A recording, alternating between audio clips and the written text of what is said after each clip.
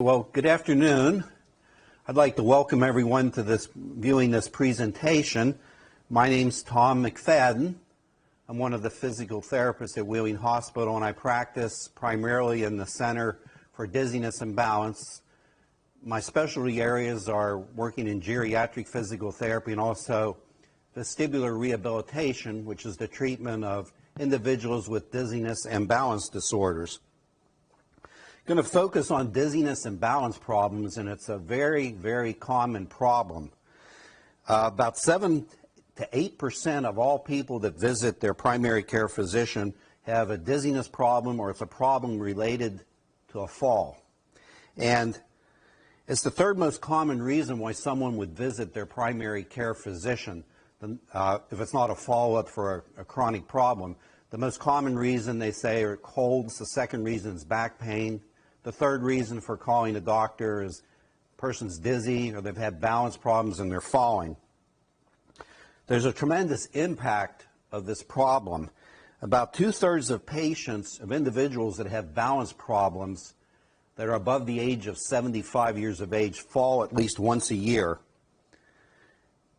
The key problem with this is older individuals that have a balance problem may oftentimes decrease their activity level because they're afraid of what might happen to them and lose confidence. So because they become less active, they become weaker and more immobile as a result of that. So it kind of sets up a vicious cycle of weakness and inactivity. And so the question always comes up, what is a fall? What is a near fall? I've had people say to me, well, Tom, I really didn't fall. I landed in the chair or I landed on my bed, so I didn't really fall. But anytime you go from a vertical upright position to down, that's considered a fall. There's also considerations about what is a near fall. So people, maybe a family member grabs a hold of them to prevent them from falling, or they grab a hold of the door frame or a piece of furniture to steady themselves to prevent a fall. And falls can cause significant injuries. Probably the two most significant injuries would be brain injuries or hip fractures, very serious. And if someone has a hip fracture, the individual is going to have to go either through a repair of the fracture or a replacement of the hip joint. In any case, it's very painful, it's time-consuming, a rehabilitation process, and there's no guarantee of recovery from that injury. Falls are very common. Just some statistics. 1 in 3 Americans fall each year above the age of 65. In the United States, every 13 seconds, someone is admitted to an ER as a result of a fall. They come to the emergency room. Every 20 minutes, someone dies as a result of a fall. And in 2015, the total cost of falling was astronomical. When they talk about total cost, they're looking at person comes into the emergency room, they have x-rays, they have a scan, physician visits, medications, hospitalization, maybe going to a rehab center, having physical therapy and home health. On all of these services, it adds up to about $35 billion a year, so it's a tremendous cost. So falls are very common and falls are very costly. People fall for various reasons. An individual can have weakness, cardiac problems, blood pressure changes, a condition they call orthostatic hypotension, where a person has a drop in blood pressure if they stand up very quickly. That can be a major issue. So this is why I advise my patients to get up slowly, especially if it's in the middle of the night, not to get up quickly and get on their feet because of a possible drop in blood pressure and the person is still like half asleep. So it's important to take time to allow blood pressure to come up. Other reasons for falls can be environmental hazards, such as clutter on the floor, extension cords. A big one is throw rugs. Throw rugs are a major tripping hazard, so I ask my patients to get rid of the throw rugs. Risk factors for falls I'm going to go through here quickly. Muscle weakness, a history of falls. mainly if a person's fallen before, they're more likely to fall again. Balance problems, walking or gait problems as we call it. Improper use of assistive devices. What I mean by that, somebody using a walker or a cane and they're not using it correctly. You know, I see people at the mall or shopping areas and they're walking and they're holding the walker up as they walk, or they're rocking it forward from the rear legs to the front legs, or they're using a cane incorrectly. So the incorrect use of an assistive device can be a tripping hazard and a fall hazard. Vision problems. As we get older, we have changes in our vision. Perhaps we don't judge distances quite as well. We may not judge contrast by, that would mean like the edge of a step, that we don't recognize the edge of a step as we're going down the stairs. Changes in our nervous system, our feeling, our reaction time changes. Vestibular disorders, a big area I treat at the hospital, inner ear related problems. Arthritis, depression, cognitive impairment, conditions such as Alzheimer's, dementia, age above 80 years of age. The more medications a person takes, the more likely they are to have a risk for falling, and the cardiac-related problems. On the one hand, older individuals, they may not be aware of their risk for falling, so they tend to take chances or risky behavior. The other side of that coin is that someone may be afraid of reporting a condition to their physician for fear that some action might be taken or they might be recommended for testing and so forth. Three main aspects I want to talk about. One is the normal age-related changes that we all go through. We have changes in our strength, flexibility, reaction time. We don't react as quick. Sensation. As we get older, we may not feel things under our feet as well. That affects our balance. And vision changes, as I mentioned. Diseases and conditions. Certain conditions, I'm thinking especially of conditions such as diabetes and high blood pressure or hypertension, become more common as we get older. And the key thing is, if a person has one of those conditions, it's important for those conditions to be managed to try to prevent complications. Third is inactivity. This is simply, if you don't use it, you lose it. So that's very important. Now, fall prevention programs definitely help prevent falls, save lives, and save money. In fact, a properly designed exercise program has been shown to decrease the risk of falling by up to 35%. And like so many other things, it's always better to try to prevent a problem than to deal with the after effects. For instance, it's better to try to prevent a heart attack than to try to treat someone that's had a heart attack. So it's better to try to prevent the fall in the first place.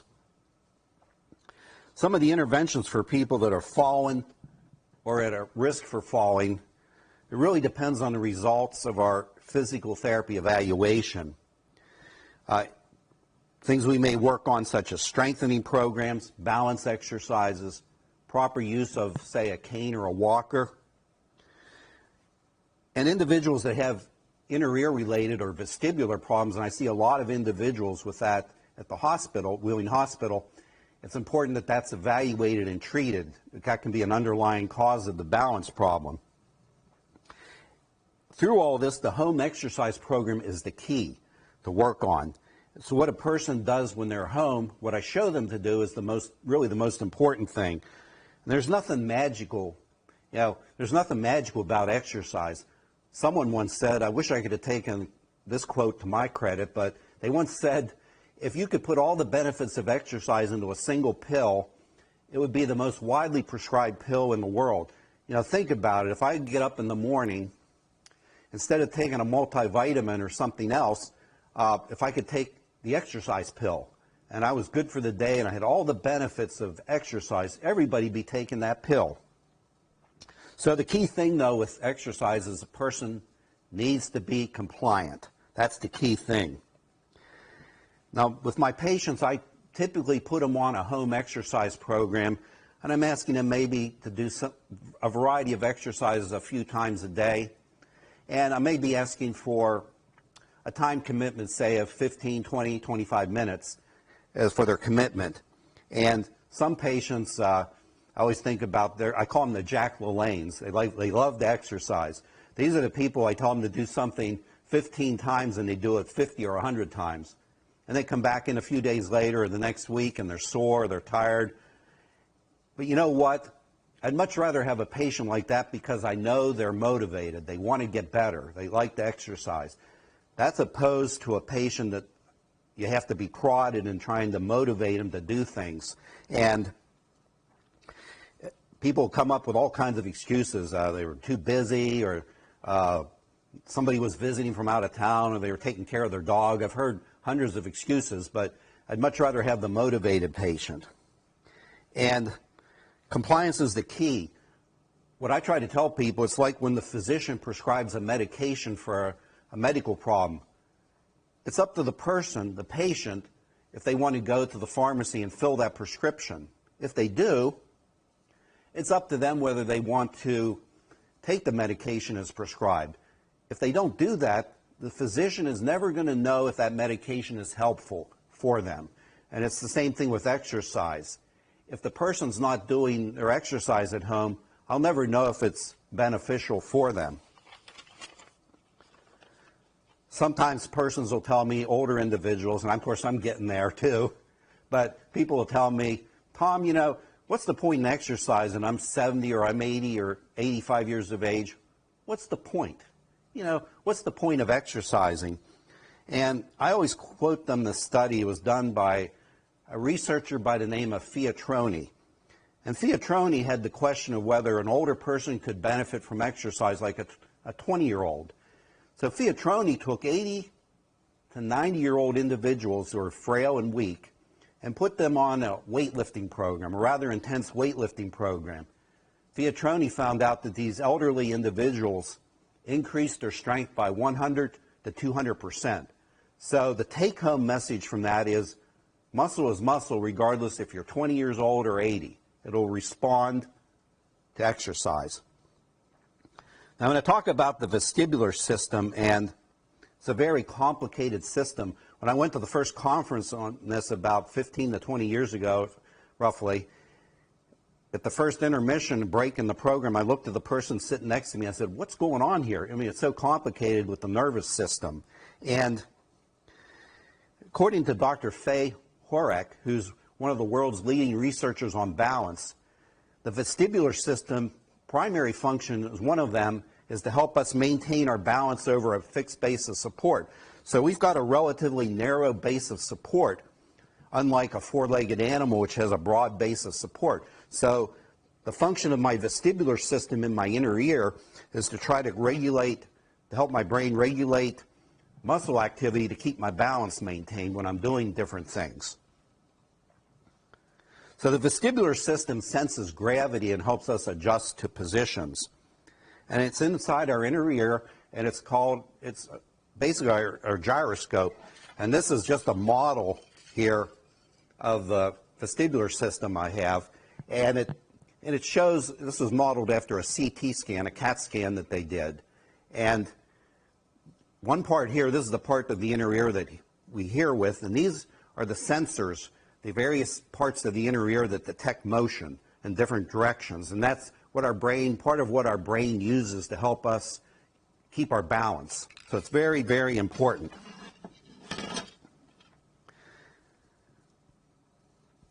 Now, any therapy for balance must focus on at least evaluating the inner ear, because someone may have an inner ear or vestibular problem underlining their balance problem. One patient we had at the hospital I ended up treating for balance and vestibular disorders had fallen and had fractured their hip. He had fractured his hip, and he had it repaired. He had therapy. This was in another hospital. He had therapy, then he went to a rehab center, and then he went home with home health, and he fell again. What was found out was he had a significant inner ear problem that was affecting his balance and causing him to lose his balance and fall. The three main systems we use for balance, number one is we see where we're at. It's our vision. We see where we're at. Number two is somatosensation. That's just a fancy name for feeling things. And our feet feel the ground underneath us. Our ankle joints help us feel how we're moving. So that information is being sent to our brain. And then lastly, our inner ear or vestibular system sending signals constantly, night and day, to our brain to help us know what position we're in. Now the problem occurs, one problem can occur if one or more of these systems is affected. So say somebody has neuropathy and they can't feel with their feet very well, and suddenly they're in the dark or they close their eye in the shower, suddenly their balance can be really challenged. Or they're walking on gravel or uneven surfaces. All these things can challenge balance. There's also problems that occur when systems, the three systems, don't provide the same information. I'm sure some of these happen to you, but the first one is astronauts. Nearly all astronauts, when they go into space, get sick and vomit. The reason they think for that is because in their spacecraft, the astronauts look like they're upside down. But their inner ear, since there's not gravity, their inner ear doesn't sense up or down. So there's that conflict for a while until the brain readjusts. Secondly, some people, if they are reading, for instance, in the car, what that means to them is that their eyes tell them that they're not moving, but their inner ear senses that the car is moving. So that creates a little bit of what they call a mismatch in information going to the brain. And I'm sure this has happened to everybody. It's happened to me. You're pulled up when a red light, stopped at the red light, and a car pulls up next to you. And then the car next to you starts to drift forward. And you sense, or at least you feel, that your car is going backwards, so you ram on the brake pedal even harder. You haven't moved, but you feel like you have. So it's that false sense of movement. Vertigo and dizziness can be very specific for individuals for specific situations. You might not know looking at me, you might think I'm crazy, but I go skydiving. And I've gone skydiving 4 times now. Now I can jump out of an airplane at 10 to 12,000 feet and flip through the air and be falling at over 100 miles an hour. I don't get dizzy. I feel fine. But let me go to the beach and stand in the surf and I watch the water roll up the beach and come back down over the seashells. Visually, that triggers vertigo with me. So different things make people dizzy. So dizziness is a false sense of movement, and it can definitely affect balance. It's like getting off a ride at Kennywood or Cedar Point. You get off the ride is stopped, but your head still feels like it's moving, and the ground looks like it can be moving. So it can throw your balance off. So when we treat a person with balance and perhaps at fall risk, we have to look at, number 1, strengthening, number 2, improving balance, and if there's an inner ear problem, treating that as well. Now, sometimes physicians may order specific scans, such as an MRI or a CT scan, CAT scan, and it may not identify a specific problem, but yet the person still has balance problems. So in that event, it's sometimes very hard to pinpoint the exact reason why somebody is losing their balance. So we still address physical therapy to help them with their balance.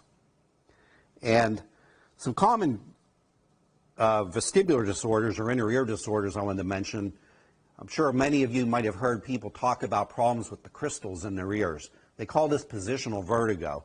Very, very common. And it's caused by displaced crystals in the inner ear. Can definitely affect balance. And to treat that, we do various types of repositioning maneuvers, moving the head and the body to reposition the crystals. And it's very effective treatment. Secondly is vestibular weakness or neuritis. Our inner ears, as I said, is sending signals to our brain all the time. It should be the same signal. But something can get into the inner ear like a virus and affects the one ear and knocks the signal out, so to speak. So the person's unbalanced. So when we identify that, in that case, we'll be working on different types of activities and exercise to rebalance the inner ears.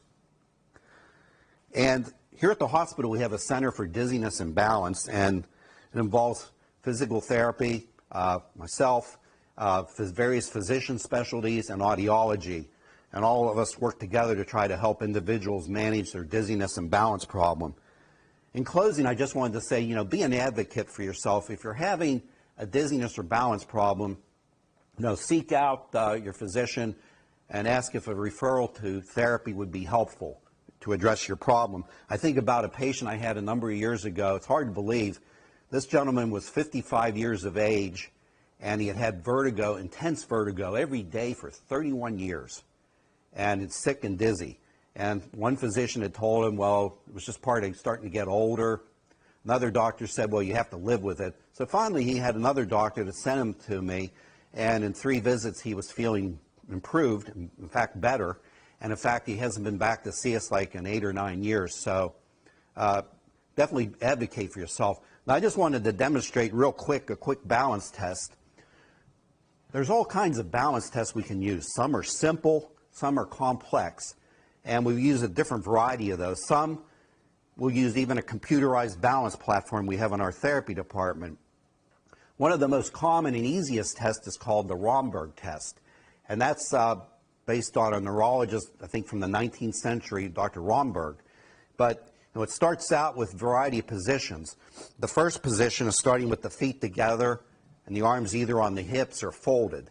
That would be position 1, with my eyes open. Position 2, I'd close my eyes, and that further challenges my balance because I can't see where I'm at. The third position would be going to a tandem or tightrope walking position. So in this position. And then lastly, I'd close my eyes in that position. So and obviously I test it for longer than that, for up to 30 seconds, but that tells the therapist a lot of information about how the person is using their vision and their feeling in their feet to help regulate their balance. So again, be an advocate for yourself and your health and well-being. I want to thank everybody for listening to this program. If you have questions, please feel free to call our physical therapy department at Wheeling Hospital. That's 304-243-3307. Thank you.